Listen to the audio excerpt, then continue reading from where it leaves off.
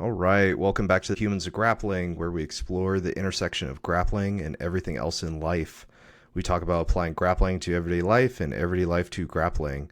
We're here today with Jiu-Jitsu black belt James Wilson, who is known in the mountain biking world as Bike James. He is the proprietor of Pedaling Innovations, which offers a patented, unique mountain biking pedal. James, welcome to the show. Thanks, Mike. Glad to be here. Excited to Sure. talk to you. Yeah, awesome.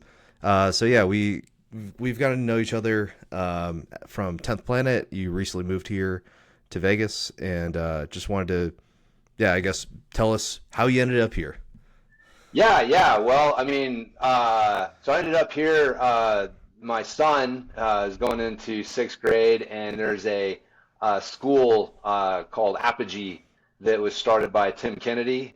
Mm, And him and a guy named Matt Boudreau, they started it as just kind of an alternative to just like, all the problems with the regular public education system. And sure. so, yeah, it kind of started as a joke. We end up in Vegas, a couple times a year between going to Masters Worlds, which is, here in Vegas, we do that every year. Hmm. And then just like different vacation stuff. And my wife was booking a trip last spring break. We were going to go see the Hoover Dam and go check out the Grand Canyon. So, of course, we're going to stay in Vegas while we're doing that.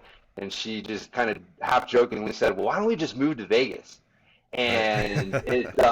And I just started this conversation that led to us finding out about the Apogee Henderson school Hmm. starting, and we were both just ready for a change. We'd been in Colorado for almost 20 years. Oh, wow. So yeah, quite a while. But yeah, man, it was just time for a change. We were ready for Gotcha. something different, and so it just worked out to move here back in August. So Oh, I've wow. yeah, really enjoying the move. It's been awesome. Love it here. Uh, Sweet. yeah, it's been great. Awesome. And yeah, I imagine Colorado's good for mountain biking, which is your first love, or how do you go from mountain biking to grappling, or how does all that work? Yeah, so yeah, mountain biking. I kind of actually started mountain biking through the back door. I ran track and cross country in like Hmm. high school and my 1 year of college before I partied my way out because I didn't know what I wanted to do with my life. Gotcha. And I've been into training. Just started working out in high school. Hmm. Just so girls would look at me, sort of thing. Right. And As all guys do. As right, that's that's that it, man. That that's that's the only started. reason. Yeah. That's launched a lot of working out Right. careers, and Yeah. so I became a personal trainer. And actually, I was living in Santa Barbara when I became a personal Okay. trainer. Oh, nice. And yeah, and so the parking in Santa Barbara downtown sucks. It's not a lot of it, and so I lived close enough to ride a bike. And Mm. so just on a whim, I was like, well, I'll ride a bike. I'll go get a bike to ride to work. And I ended up buying a mountain bike because I thought road bikes looked kind of weenie. And I was like, a mountain bike looks kind of like a BMX bike, which I Right. rode around as a kid, so I recognized that a little bit more. Yeah. And so I started, I really just riding it to work. And then I got bored one weekend. I didn't realize there's actually like some really good trails there in Santa Barbara. Hmm. And so I got bored one weekend and I rode my bike up and down a fire road. And I was just hooked. I was like, holy crap, Uh, this is so much fun. This is like, you get like the runner's high from, like my running side, but then sure. you get Yeah. like the adrenaline rush. So like I tell people, if like an endurance sport and an action sport got drunk one night and had a baby, it Oh, would be yeah. mountain biking. Oh, So that's awesome. yeah, so that's kind of how I got into that, and then Yeah. so that being a trainer, I was actually working for a company that certified personal trainers, Hmm. the International Sports Sciences Association, and so I was looking for ways. I knew that like strength training was one of the ways that could help you improve at a sport. And Yep. so I started looking for ways to, strength train for mountain biking. And this is back in 2000. That's when I bought my first mountain bike. Okay. Yeah. And there was nothing. There was no like real there was like bodybuilding BS in disguise. It was like do 3 sets of 10 on the leg press and the leg Yeah. curl, and Right. and I didn't know what to do, but I knew that that's not how athletes train. I knew that Sure. wasn't it. Right. So I started like applying some of the stuff that I knew from my experience, both as a track athlete and then just, from my studies, working at the ISSA to my mountain biking. And then, yeah, one day in 2005, I had this thought. I was like, I wonder if other people would be interested in this. And so that led to me putting up my first website and starting MTB Strength Training Systems, which, was the first like mountain bike specific strength training, company, at least on the internet for sure. Oh, wow. Yeah. So fast forward, man, it's been what I've been doing jiu-jitsu now about 13 years. So yeah, about 13 years ago, I finally had the time to start doing jiu-jitsu, and like most guys my age, I'm 49, so like I was, what was I, like a freshman, like senior in high school or freshman in college when the first UFC happened. Oh, okay. And that was just like a watershed moment, right? Like Right, yeah. there's like a before and after. Like before that, you thought you knew what fighting was about, and Yeah. then afterwards, you're like, holy shit, this like skinny Brazilian dude in a gi is like killing everyone. Like, what is going on here? Exactly. And so, like a lot of people, I'd always wanted to get into it and try it out, but just mountain biking took up a lot of time and just other stuff, and so. I got a chance to start training jiu-jitsu. Started out at a Gracie Baja that was there in Grand Junction, and then there was actually there was no black belts in town at the time. And then 3 months after I started training, a guy from Texas moved to town. He was a black belt, and him and I hit it off, became friends. And just some stuff went down in Gracie Baja. It wasn't like a good scene there, and so he was gonna break off and start training out of an MMA gym. And I don't have anything against MMA gyms, but I do think that there's a difference between a jiu-jitsu school and an MMA school that does jiu-jitsu. Definitely. And so I was like, man, I just want to keep training. I want a jiu-jitsu school. So I offered to give him some seed money to help open up a school. And so me and him started it, and we had like 4 people the first night on the mats. Awesome. And then like fast forward, 12 years later, it's a pretty good sized successful school. I got my black belt from him, and but yeah, just over the years, mountain biking is started out like mountain biking was like this, and jiu-jitsu was like lower. But man, jiu-jitsu it quickly took over. It just scratched all the right itches for me. And plus, like, just my body could not keep up with the mountain biking the way that I would do it. Like, I was very into like the downhill free ride, like try and huck yourself off the biggest thing around, and you just don't bounce as well when you get into your late 30s and 40s, man. So you have some crazy like wipeouts. Oh man, yeah. I joke around that I've sacrificed many parts to the mountain biking gods, and some of them more than once. Right. So yeah, I've jacked myself up. I was actually talking with someone today at the gym, and I was telling him that like jiu-jitsu is actually the safe thing for me. Like compared to mountain biking, jiu-jitsu is a way safer sport.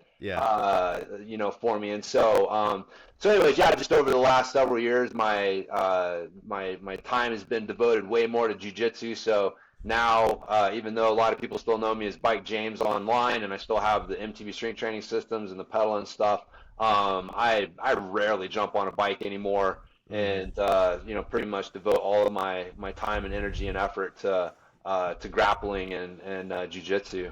Cool. That makes sense. So I guess your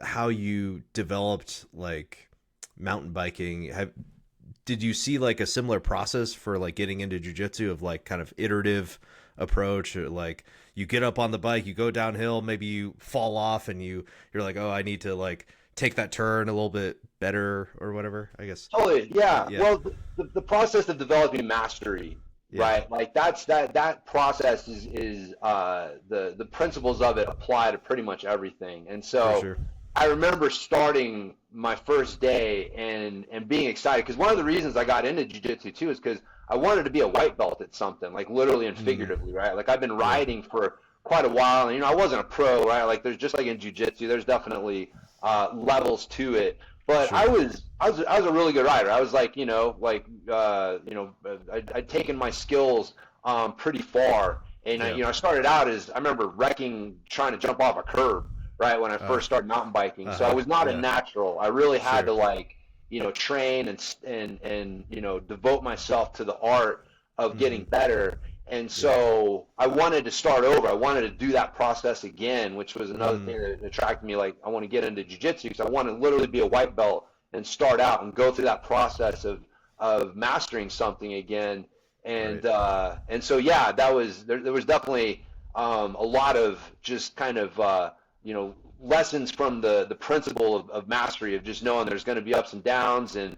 and you're going to it's going to take some time, but it's worth it on the other side For sure. of that. And so yeah, no, it was definitely some crossover from that standpoint for sure. Right. Definitely. I guess I don't know. As an engineer, I'm like super curious about like your pedal of like how has nobody thought of like, oh, just make a bigger pedal or whatever, right? Like I guess, do you want to explain it a little bit? Like Sure, yeah. yeah. I think because I like, if you're so in any industry, Yeah. the people who tend to rise to the top got there because they walk a certain path, right? Like you kind of Yeah. got to toe a certain company line to make people feel safe with you, so that you can like get. So if you started out in cycling, which I said, like I kind of came in through the back door, right? Like I came Sure. in.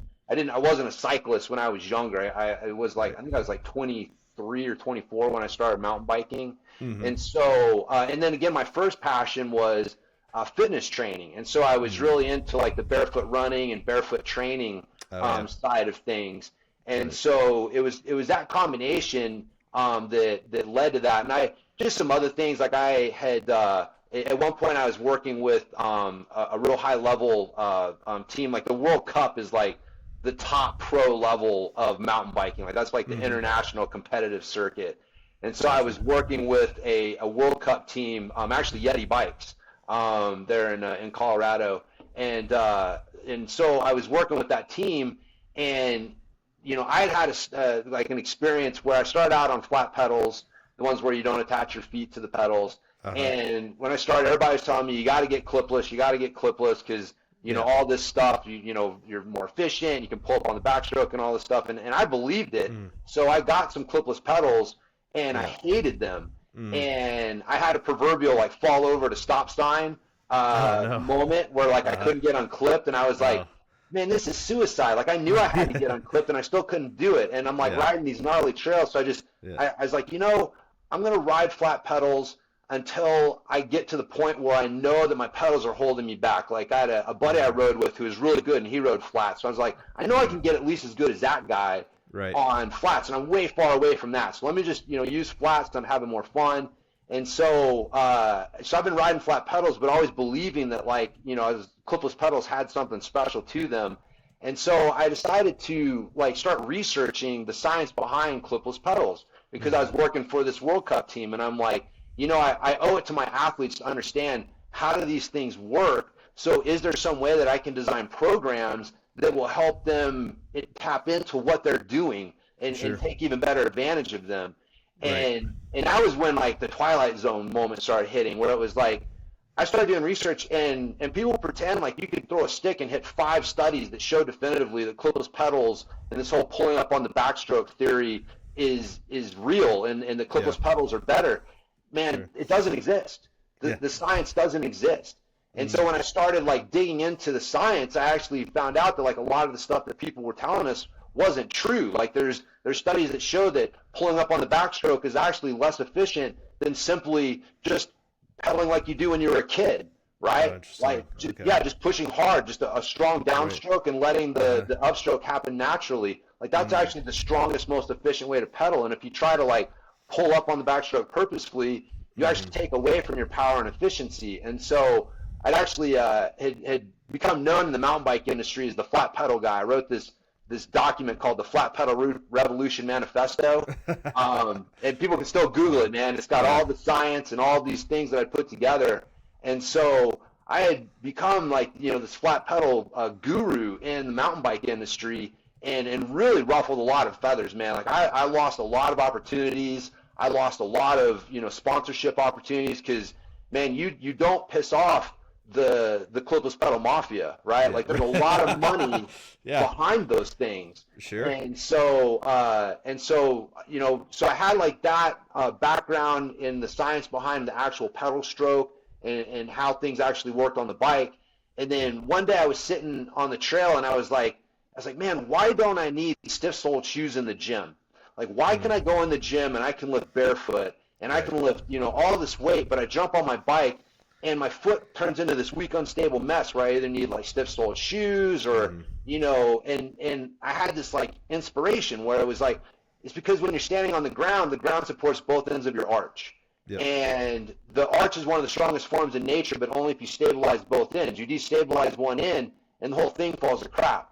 Yep. And so my insight was like, like we need to stabilize both ends of the arch of the foot. Like people have been looking at riding a bike and thinking like, that's like running or walking, because it looks like, you're like locomotion. But the thing is you're not actually going anywhere. The bike is carrying you through space.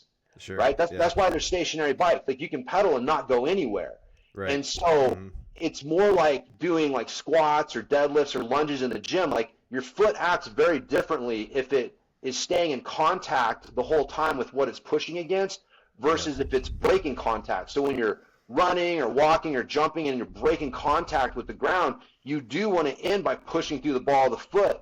But when you're not breaking contact, you want to keep the whole foot stable and engaged with the platform the whole time. That's why we don't come up on our toes when we're in the gym, right? Like and you're actually coached to like drive through your heels and use your whole foot.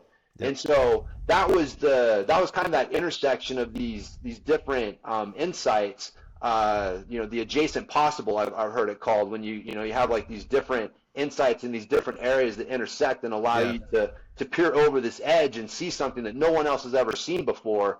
And so that was the inspiration for the Catalyst pedal. And I know why, right? Because I was the only guy who had that background and that knowledge, and also I wasn't afraid to piss people off with these things. And but I also don't know why. Like I was the first guy to figure this out. That you needed to have a pedal that was long enough to support both ends of the arch. But that's basically what the Catalyst pedal does. Is it's long enough to support both ends of your arch. So when you stand on it, it feels like you're standing on the ground.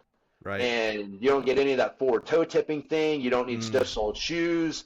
Like it's such a completely different experience for your foot, and you're able to create more power. It's far more comfortable. Like a lot of like cycling related pain that people have is actually from having an unstable foot. And they're just compensating because they have this like wobbly thing that they're trying to push through. They're pushing really hard through that, and they have to. Oh, that makes sense. Yeah, that's everything else, like your ankles, your knees, your lower back, like all these things have to compensate for that. And so we've got just hundreds and hundreds of testimonials from people who've had like serious cycling related pain just completely go away once they start using this pedal, because when you stabilize the foot properly, the rest of the body is able to function properly. And so that's kind of where the insight came from and the idea behind the pedal. Yeah, that's amazing. And exactly why I created this podcast is because I feel like there's like that. What was that quote you said again? Like I didn't. The adjacent possible. The adjacent possible. Just like making different fields or different like philosophies meet and adding them together is like, it creates something new, or like allows you to get some kind of insight that's not available in either one. Yeah. And there's a book called Where Good Ideas Come From that I got that from. But that's what they called it in that book, is like the adjacent possible, when you have this unique set of insights and skills and knowledge that intersect and allow you to peer over the edge and see something that no one else has seen before. That's amazing. Yeah. Because, like I've heard like a similar idea of like you are the intersection. Like there's only one of you, and you're the intersection of all your different experiences and interests and hobbies and whatever else. It's like you have a unique perspective. Everybody has a unique perspective. Totally. So we take it for granted sometimes, but we do. Yeah. So like that's everyone has a superpower in that way. Yes. It's just a matter of applying that to something that may be new or innovative, creative, that kind of thing. And we're like noodling on a problem for a long time, being specifically bothered by like you obviously like had a lot of experience in that, and you were trying to like you're kind of going back and forth with these different pedals things, and like not wanting to die is a good motivation to Very good. to be creative. So yeah, that's amazing. So I guess bringing it back to jiu-jitsu and like Yeah. grappling, whatnot. So you have this like background in like biomechanics, and you applied it to, or I mean, training and biomechanics clearly through the through biking and whatnot, and applying it to jiu-jitsu, like that you were saying it like ticks all the boxes, it scratches all the right itches. Like, do you see biomechanics, or do you like see it in terms of that, or do you like kind of see jiu-jitsu in like in its own like art form, I guess? Yeah, I mean the biomechanics definitely play a role. I mean, I know enough to where if somebody tells me something that I'm like, that's not how the human body actually works. Yeah, I know to not listen. But honestly, jujitsu, one of the things that I love about it is that it's a lot harder to bullshit your way through stuff sure. because you're gonna have to test it out.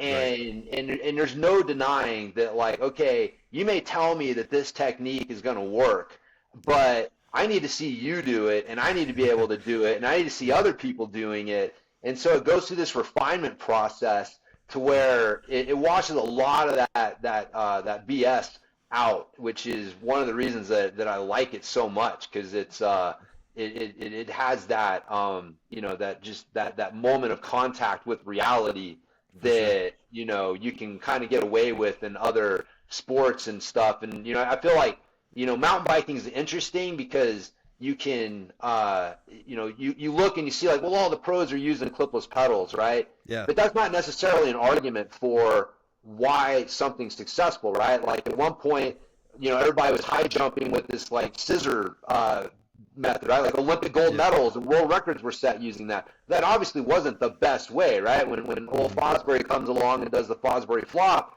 then that showed us like, oh, there was actually a better way to do this. So there's this like you can rely too much on this false thing of like that just because things are correlated doesn't mean that they're causal. Right. Sure. And so, there's definitely correlation. Yeah, you see that, but that doesn't mean that the clipless pedals are causing the pros to be the best. Like, they're going to be the best no matter what pedals you put them on. Right. And it's not because of their pedals. Right. And so that's not the reason. But so you can get away with that. And I think there's also a lot of, like the emperor's new clothes sort of syndrome where a lot of people out there hate clipless pedals, but they think they're the only one. And they don't want to say anything because then you start to get ostracized from the group. Like, unfortunately, like we had a person like return a pair of our pedals. Like we're the only cycling component in the world that offers a money back guarantee on our pedal. Yeah, you can try them. You don't like them, send them back. You can be beat to hell, and we'll give you your money back. Right? Yeah. Like that's how much we believe in them. But we had a guy return them one time, and he told us like, man, I love these pedals. I just can't take how much my riding buddies are making fun of me for using them.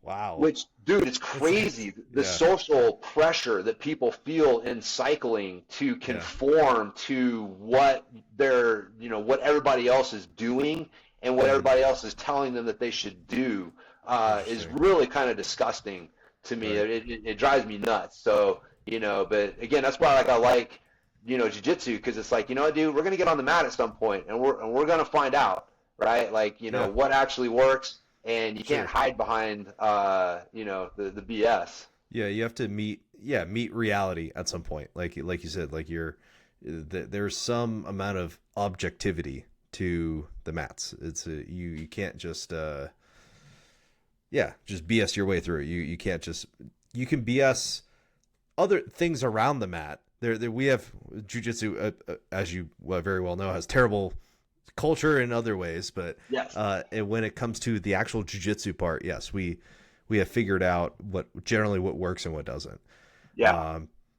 But yeah, what you're saying with like, oh, just because the pros do it doesn't mean it's the best thing. There was this recent eco debate that I felt like that was a setup.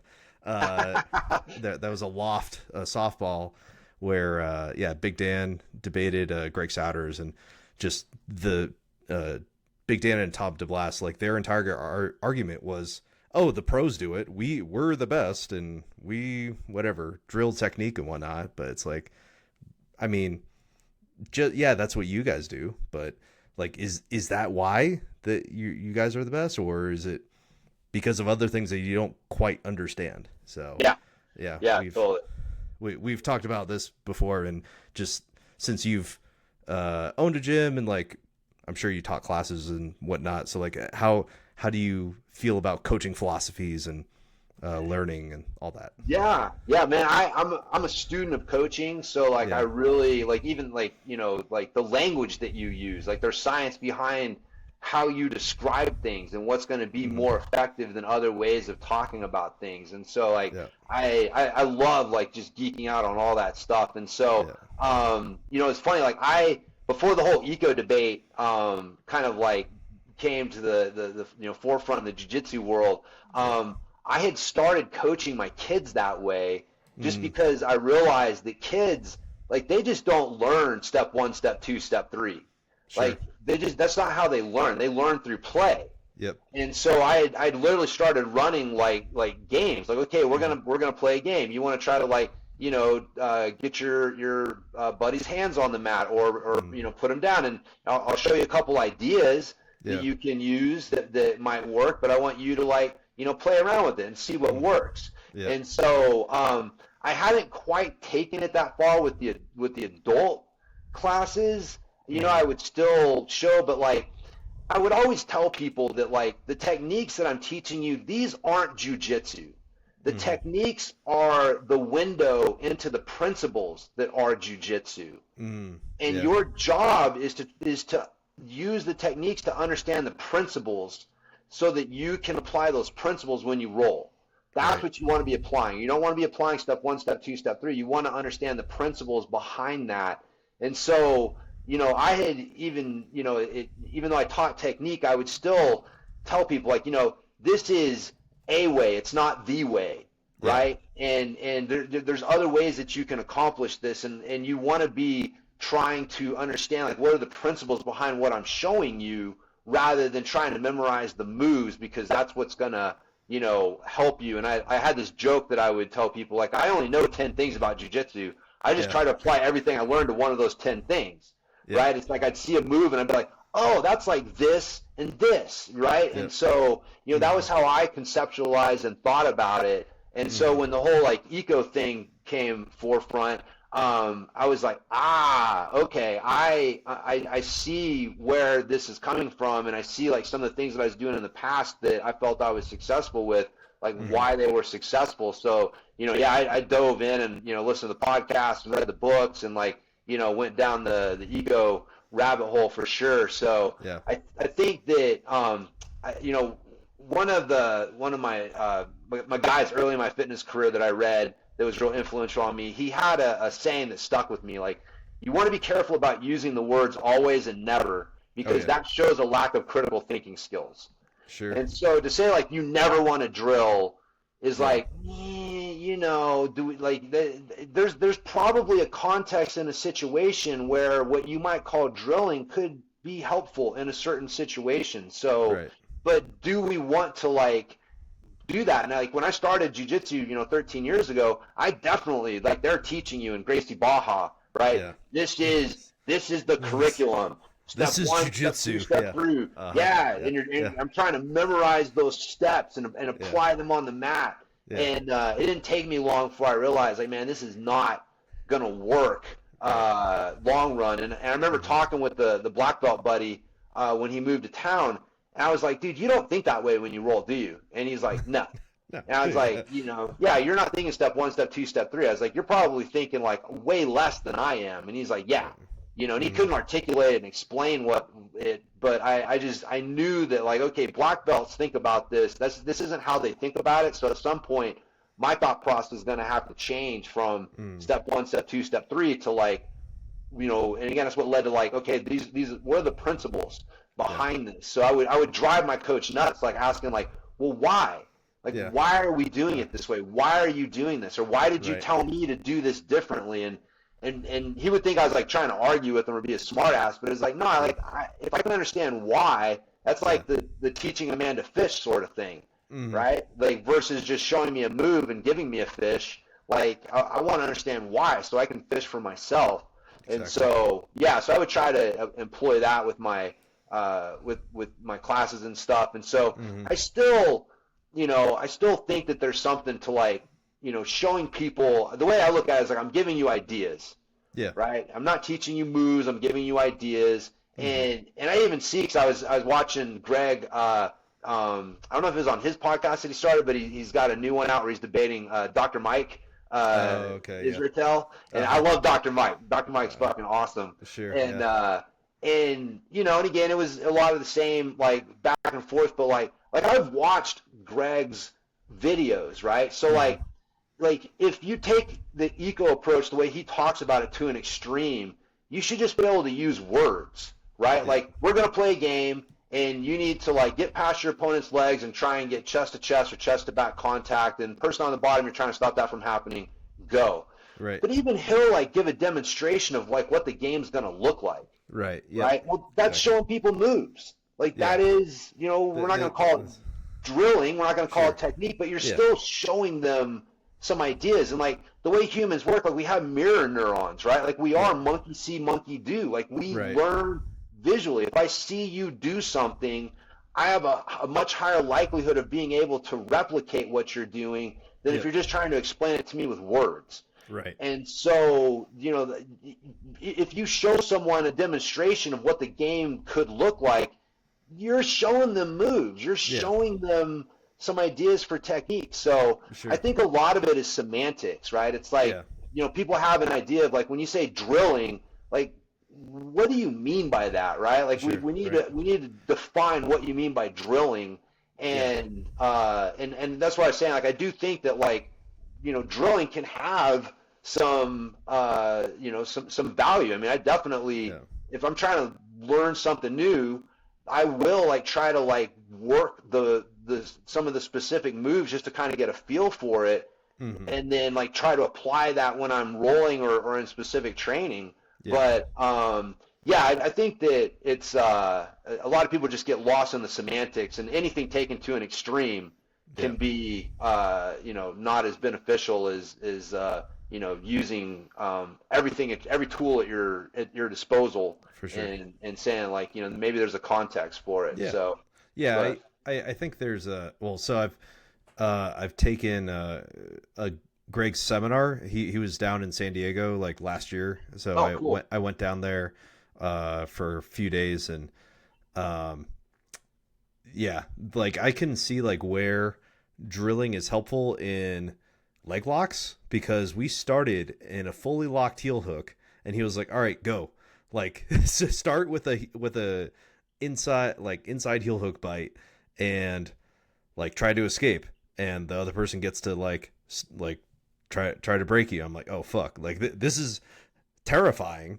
But it was like a room full of like brown and black belts, so I felt pretty safe, and like it's on me to tap. So I was like, okay, I need to really like be very aware of where I'm in danger and where I'm not. So would I do that to day one white belts? Probably not. And like I get like it's a all levels class at 6 a.m. so I'm probably never going to use that game.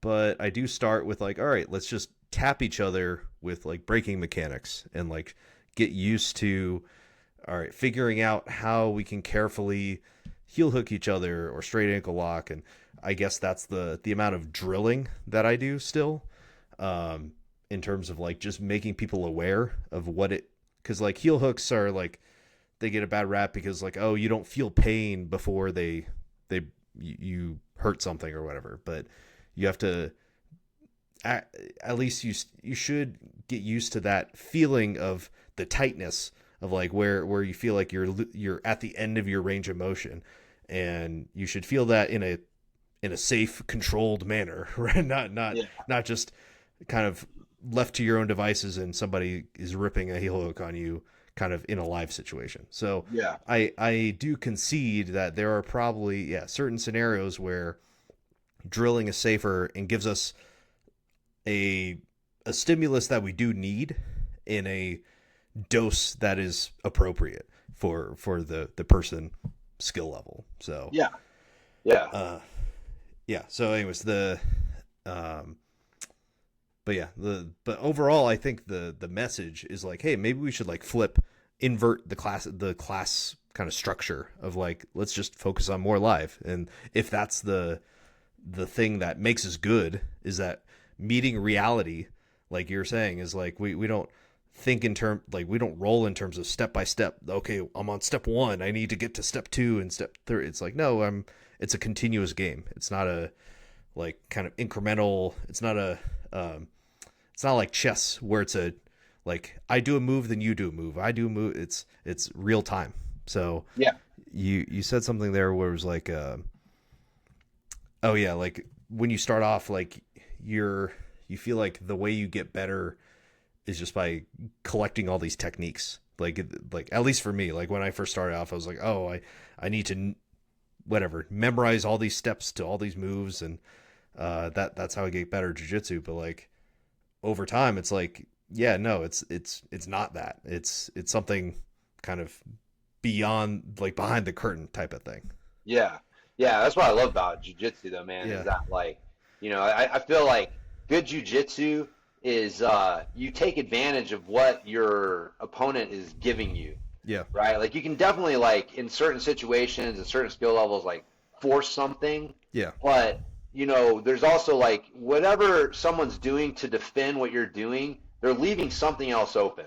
yep, Like they can't defend everything all at once. yeah, And so the ability to to recognize what they're giving you and then understand how you can take advantage of that mm-hmm. is just the like it's just such an intellectually stimulating process for me. Like I'll never get bored with jujitsu, Oh yeah, right? Like it's just you can it's just there's always more to learn. There's always ways to refine what you're doing, and then you start like going like it was funny. I was rolling with Casey this afternoon, mm-hmm. and when we were done, he's like, dude, you're like doing such a better job about keeping your hips back and staying heavy. He's like, I couldn't roll you over like I normally do, and I was like, yeah, I'd been going too far down the pathway of trying to use like tripod passing and trying to use like loose outside passing, Mm-hmm. and I realized that, man, I need to go back to my just smashed half guard,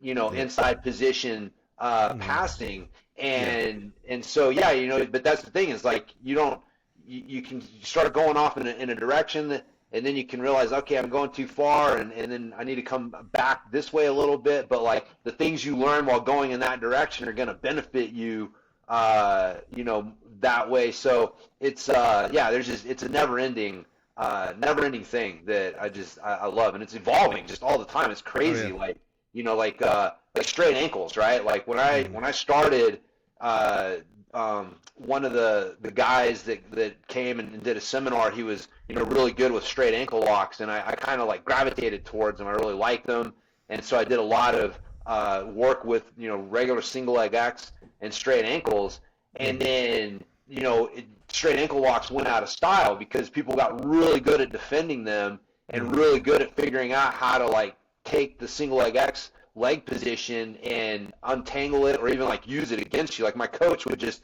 snatch my foot off of his hip and Mm-hmm. ankle lock me back. Right, yep, And I was like, fuck, man. I remember, and so like at one point I literally I was in my garage with my daughter. We would drill all the time, mm-hmm. and I don't want to abandon straight ankle locks because Yeah, I spent so much time and they're good. I'm like, what is going on? And so I sat there and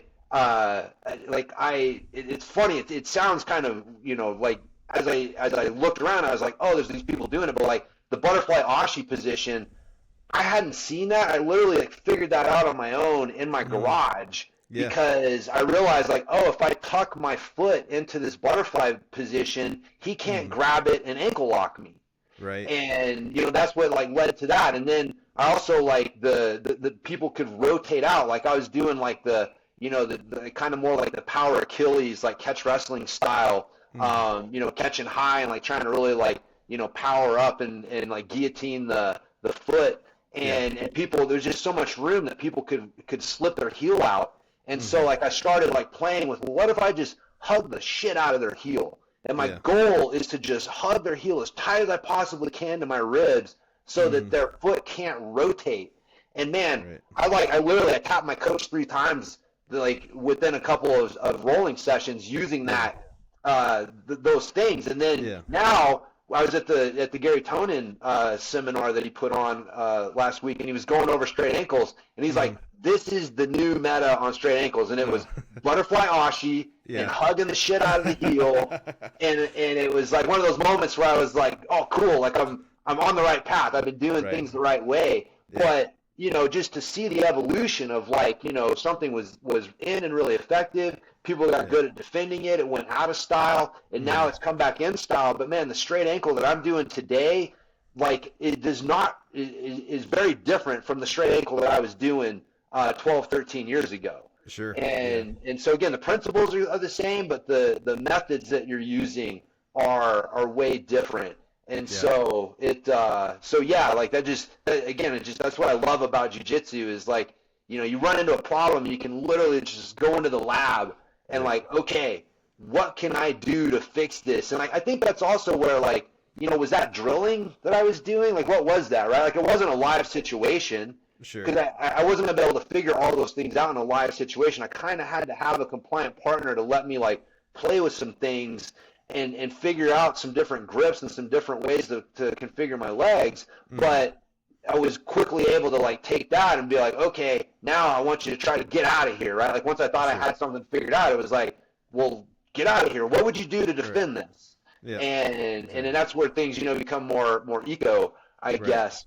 But yeah, man, I love this shit. It's just so much fun.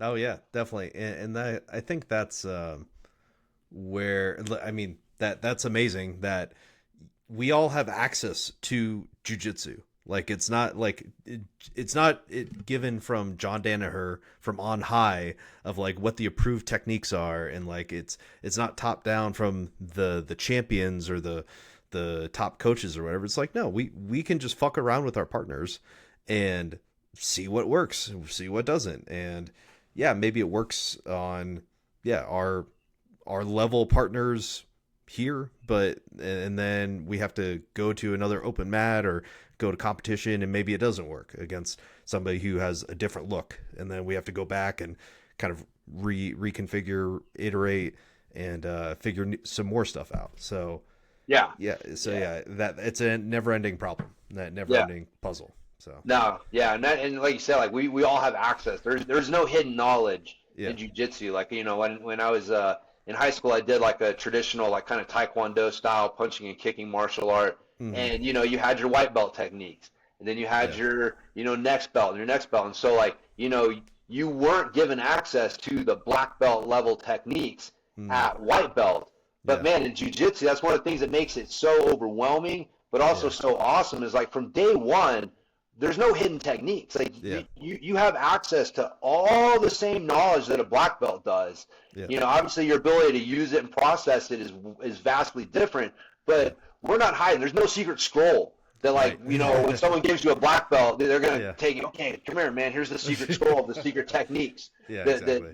And so, but that's what makes it so awesome is like you there is no hidden knowledge, man. It's all out there for everyone at all levels, but that's also what makes it overwhelming, why it's like so they say that jiu-jitsu is for everyone.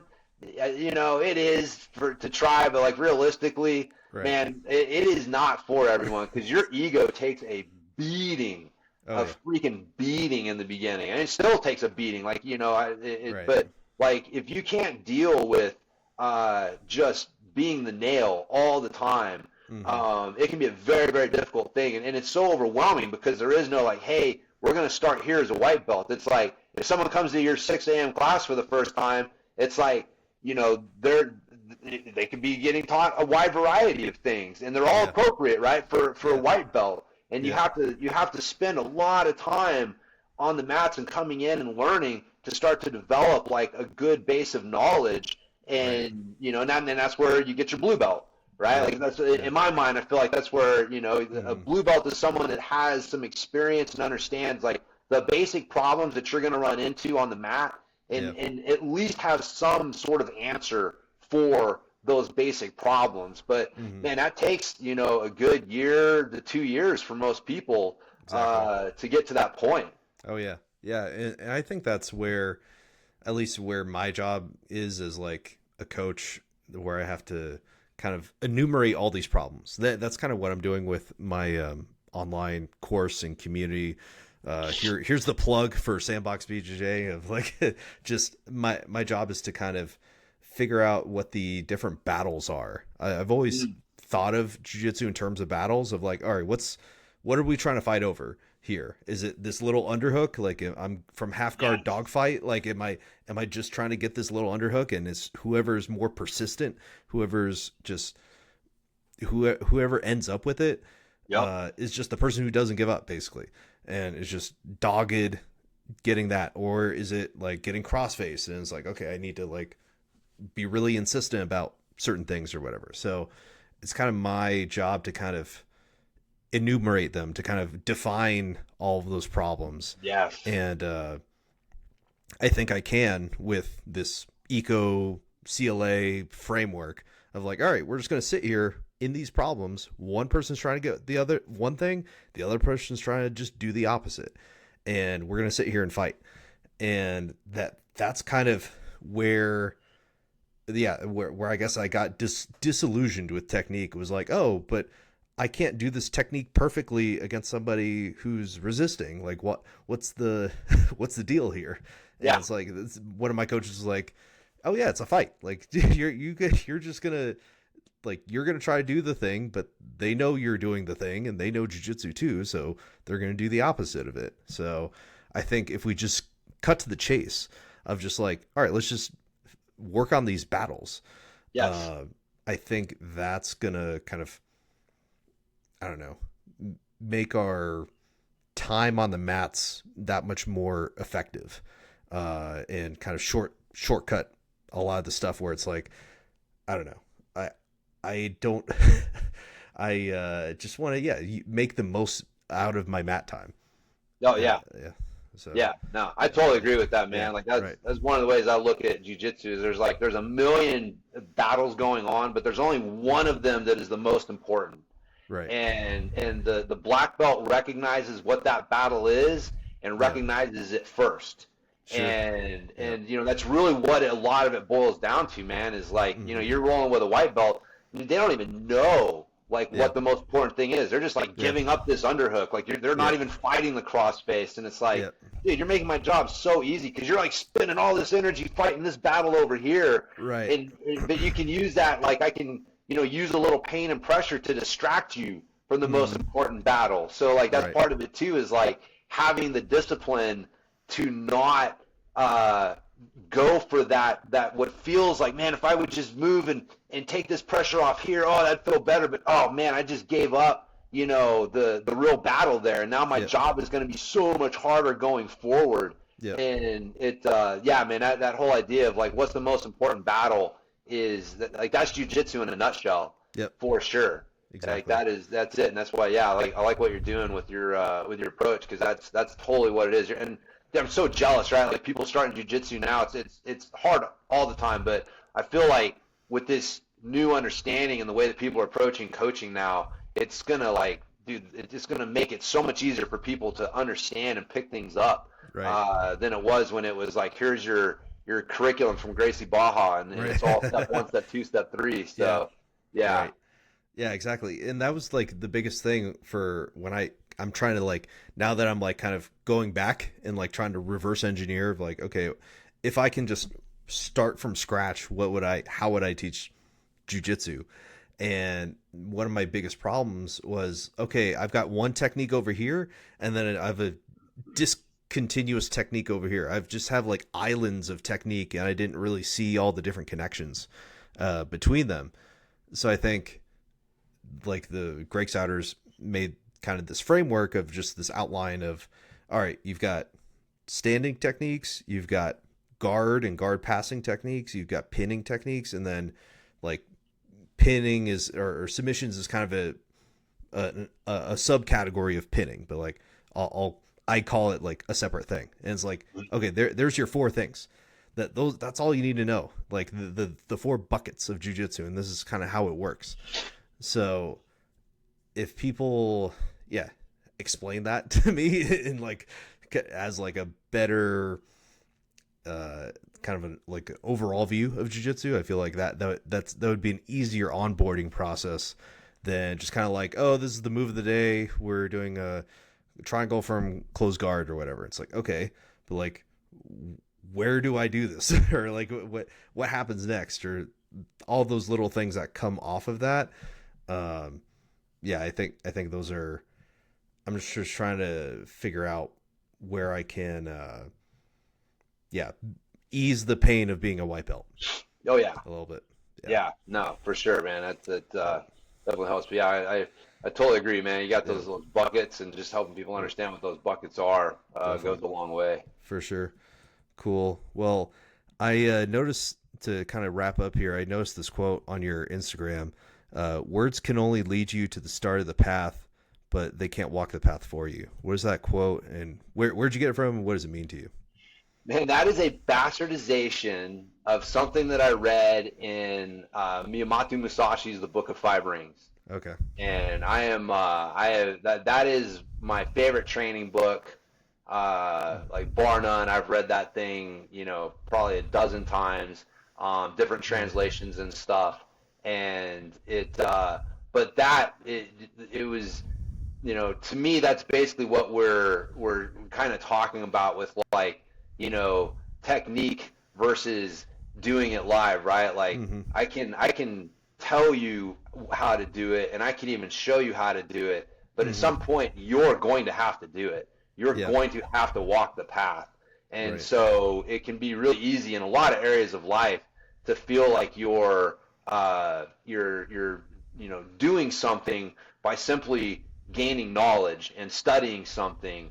And but at some point you got to take action, and you've got to walk the path, and you're going to have to trip and fall and get back up and take a detour in the wrong direction and figure out this wasn't it, and get back on. Like, the path can be a messy, scary place, but that's why people avoid it a lot of times. But that is so that's what that means to me. Like I said, it's kind of that's not an exact quote from that. I forget exactly what his quote was in the Book of Five Rings, but yeah, it was something along those lines there. Yeah, for sure. And like maybe why I'm so like hard into eco is because like I was so not earlier in my life. I was like I was on like I was big into like fitness and stuff like you were probably on T Nation or bodybuilding.com. Oh, yeah. And like I wrote a couple articles for T Nation back. Oh really? In the day. Oh dang. Yeah. Okay, all right. I might have to go look that up. But long time ago. Yeah, I've read way more on fitness than I've ever have like exercised. Like I've studied. I have more knowledge about fitness than I have knowledge of like I should, quote unquote, should be, for as much as I know, for as long as I've been like quote unquote exercising. Like my lifts should be much more impressive than they are, and I've had like kind of goals or whatever, but I've just kind of like avoided the path because I've just, I don't know, jiu-jitsu is the easy path. Like jiu-jitsu's fun, and like the technique, like you can just sweep people and not be, well, when you get to be a brown belt, you can not be in great shape and and be successful in jiu-jitsu. So but yeah, I think maybe that's like where I'm like, oh, I need to like apply this knowledge and like actually do the thing. And I think that's kind of where eco comes from, is like, oh, this is just, I've done this where I'm successful in my life. I've done this in terms of like my job, like programming. I have to hammer on the keyboard, I have to run the code, and then I have to fail. I have to try and change a line of code, try and fail 100 times before I get something working. Same with jiu-jitsu. If I like have to go against you or Tom or any of the black belts, I'm like, oh, okay, I'm not gonna get a new thing on you guys. I'm gonna have to like try a couple times. And like we've gone back and forth with like leg lock battles. I'm like, I'm not gonna get my first choice of leg lock on you. Right. I'm gonna need to like we're gonna have to go back and forth a little bit, and we're not really shooting out, but like we're technically trying to one up each other or whatnot. Yeah. So Yeah.